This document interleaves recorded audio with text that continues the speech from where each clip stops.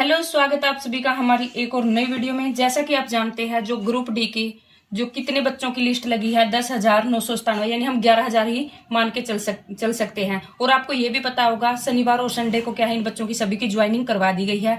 तो आज जैसे संडे की शाम है, तो अभी ये डाटा आया है, बहुत सारे बच्चों के ये मैसेज आ रहे थे कि भाई कितने बच्चों ने ज्वाइन किया।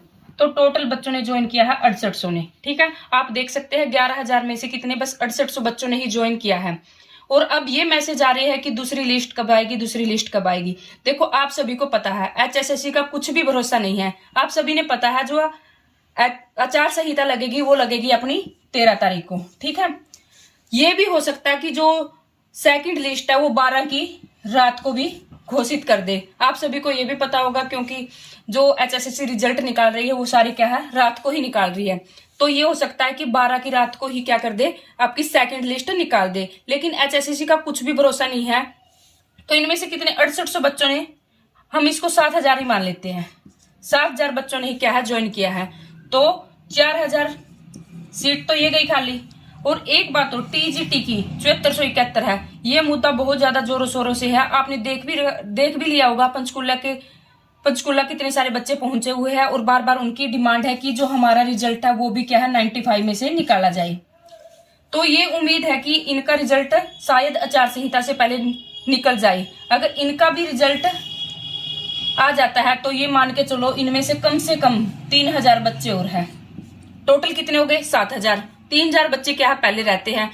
तो आप देख सकते हो कितनी सारी सीट वैकेंट है। और अब ये बता दूं, अभी बार बार ये मैसेज आ रही है कि कितनी वेटिंग लगेगी। एक तो ये जो 14,000 में से रहती है, एक तो ये दूसरी लिस्ट आएगी। उसके बाद में टोटल लिस्ट, वेटिंग लिस्ट कितनी लगती है, 3। पहली वेटिंग लिस्ट आएगी जो इलेक्शन है, हमारे लोकसभा की इलेक्शन है, उसके तुरंत बाद क्या है, हमारी पहली लिस्ट आ जाएगी। उसके बाद में क्या होगा, 56-57, जो 56-57 का केस है वो निपट जाएगा। देखते हैं अभी क्या रहेगा, 56-57 कैंसिल होगा या इसके बेस पे रिजल्ट निकालेंगे, कुछ तो इसका होगा। इसके बारे में हम डेफिनेटली अभी कुछ नहीं कह सकते हैं। इसमें कितने कैंडिडेट है, 12,000।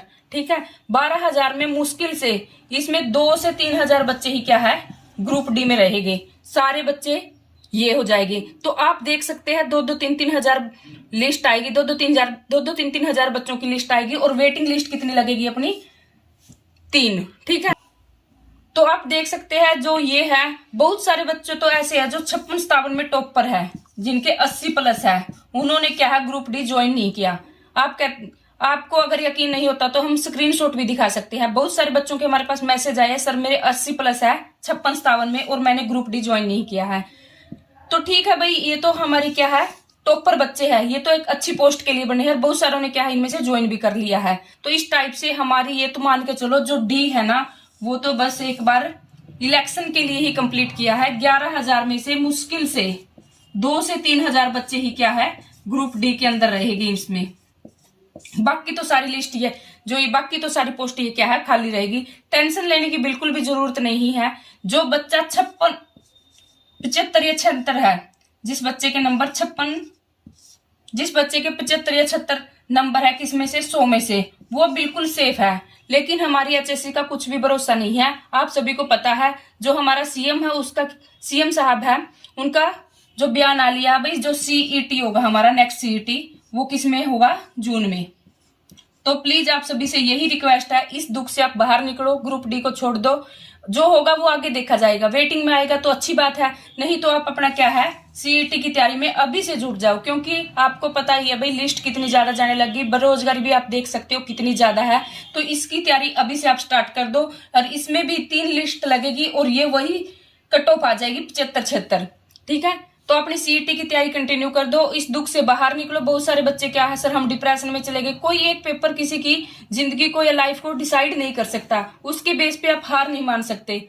आपने देखा भी होगा कितने सारे बच्चे हैं 10-10, 15-15 पेपर में रहने के बाद में भी अपने आप फिर उठते हैं। फिर इसी का नाम तो क्या है, जिंदगी है, इसी का नाम संघर्ष का नाम ही जिंदगी है। तो इसलिए आप इस दुख से बाहर निकलो। डी की कोई बात नहीं, आ जाएगी। HSSC का आपको पता है कुछ भी नहीं भरोसा, आचार संहिता से पहले हो सकता है एक लिस्ट और निकाल दे।